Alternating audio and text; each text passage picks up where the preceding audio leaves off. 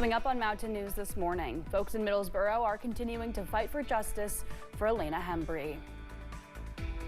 And each year here in Kentucky, heavy rain brings the nightmare of possible flooding. An expert tells us how to take the proper precautions.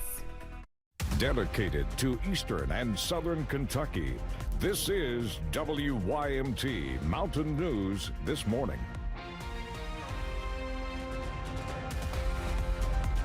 Good morning. Happy Thursday to you. I'm Amelia Lee here with you on this August 14th. It's 5:33 this morning and time for a check with our weather with meteorologist Megan Dusmall. Megan, it's still hot out right now, but the rain chances, you said, are kind of diminishing. Yes, they are. So it's kind of that hand-in-hand thing. You have more rain chances, cooler weather, less rain chances, warmer weather.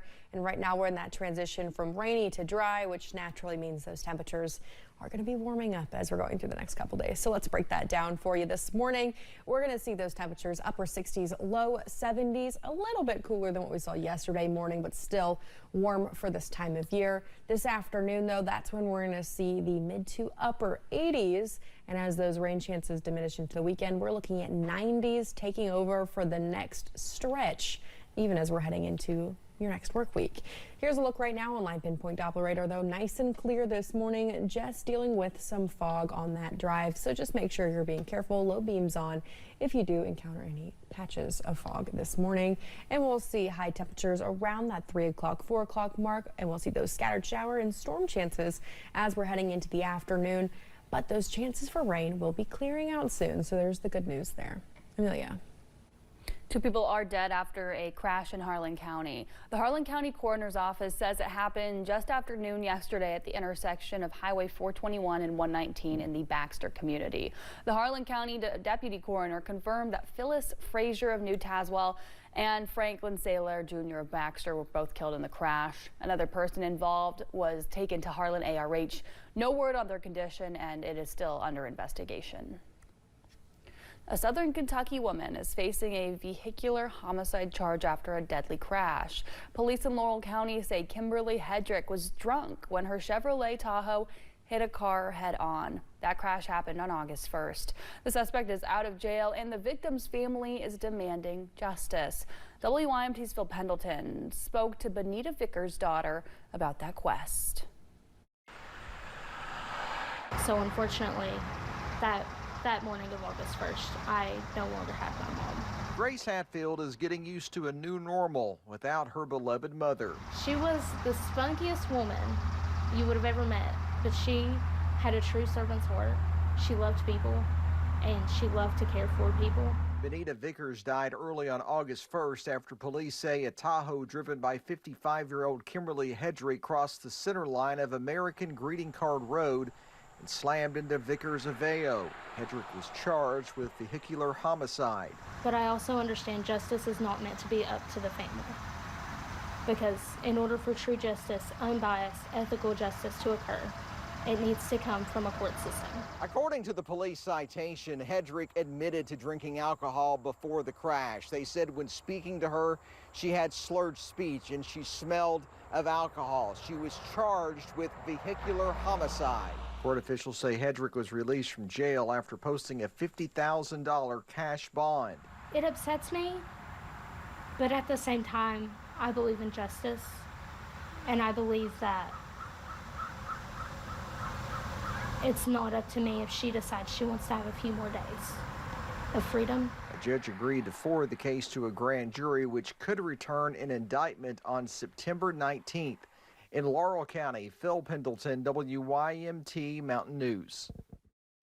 Grace Hatfield tells us her family has been overwhelmed with support, and we will have several links on how you can further support her family on our website, WYMT.com.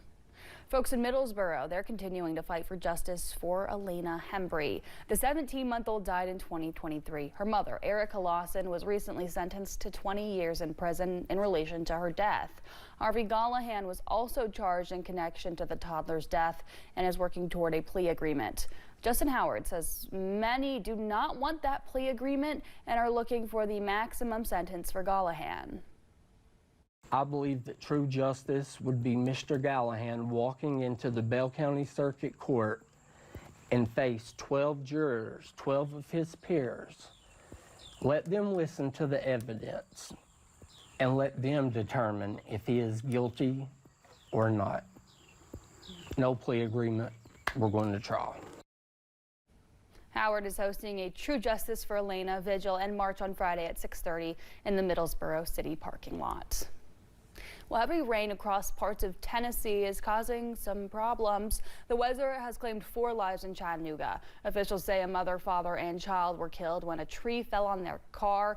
It happened in the Chattanooga suburb of East Ridge just after midnight yesterday. Over half a foot of rain fell across portions of Chattanooga, causing widespread flash flooding.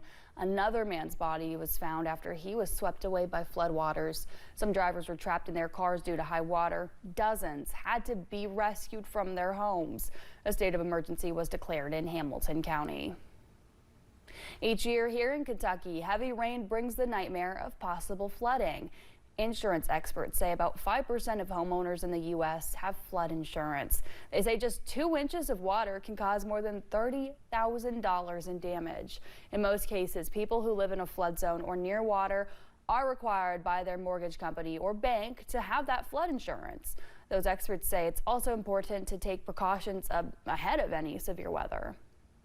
Storing things like on a pallet or something now raises it, the 3-4 inches that are off the floor, because a lot of the floods, it's 1, 2, 3 inches of water. And it's not just your home that can be flooded. Your vehicle can also be at risk. Be sure to check with your vehicle insurance company to see if flooding is covered in your policy. Governor Andy Beshear hosted a Team Kentucky update yesterday. He shared progress on eastern Kentucky's high ground communities meant to keep flood survivors out of harm's way. 8 sites are expected to provide more than 500 new affordable homes. In Knott County, a $7.5 million contract will extend the access road and add new streets at Chestnut Ridge, which will eventually have 175 homes. There's also work underway in Floyd, Perry, and Letcher counties, with some families already moving in. We've come a long way. What began as an ambitious idea that I think we may have drawn on a napkin to build entire neighborhoods out of the floodplain where people would have access to services they need, to not just rebuild where we were, but to try to solve a very difficult problem and provide people the safety they deserve, is now becoming a reality. The governor says road work at Chestnut Ridge should be done late next year, and paving and sidewalk work is set to wrap up in October. Well, some girls who were gifted dolls after Hurricane Helene last year are now returning that kindness. Over the weekend, they picked up dolls for girls impacted by the recent deadly flooding in Texas. The girls packed up more than 40 dolls on Sunday. The initiative is called Mountain Heirlooms. The founder says it's all about kindness and healing. The main thing that we're just trying to do here is that we're not done in trying to help the girls in Western North Carolina heal. This takes a long time. Healing takes a long time. And I think that by having them have their story matter, but also to be able to be giving and to do something that makes them feel like they're part of something. I mean, they're part of over 300 girls here who've been through the storm together. And that makes them part of something. And now they're going to say to these girls, you're now part of what we went through. And I want all these children to take with them tonight, our story mattered. We did something. The girls' mothers also pitched in by writing cards of encouragement to the mothers in Texas.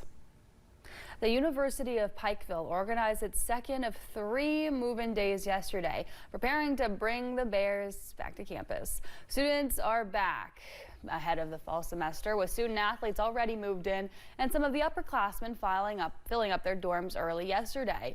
UPike Public Safety Director Lee Upchurch says the move-in process was broken up into parts to avoid too much traffic congestion and welcome students safely. But drivers should be cautious of the change in traffic patterns next week. Next week, that's our big one. That's the one where all the freshmen are coming on campus that are not part of athletics, and they've never been here before except for doing a tour or something like that. So obviously we want to try to give them as much grace as possible. The final move-in day will take place next Tuesday. Officials say portions of some roads will be closed, so drivers are asked to use caution as students settle in. More information is on our website. Well, traffic also picked up around Eastern Kentucky University in Richmond yesterday morning as the class of 2029 moved into campus housing. 2,700 freshmen spent the day unpacking, meeting roommates, and settling into their new home at EKU. President and Johnson County native David McFadden welcomed students and parents, saying on-campus housing is nearly 99% full. He says this year brings a new My EKU app and a lower out-of-state tuition rate cut by more than 40%. We're going to really care for them. We're going to make sure it is a safe place for them, and they're going to get a world-class education. The Big E Welcome series of events runs through the weekend with classes starting Monday. Well, the Kentucky State Fair kicks off today. Thousands of people will make their way to Louisville to experience all the fun. Organizers are prioritizing safety at the fair. Rides in the Thrillville section were inspired by professionals Tuesday to make sure they were put together correctly. There are around 50 rides in the Thrillville. Each one is closely checked at the same level as amusement park rides. 5:43, the former host of CBS Late Late Show, James Corden, is sharing his thoughts about the cancellation of The Late Show with Stephen Colbert. And temperatures are warming up as we're heading into the weekend.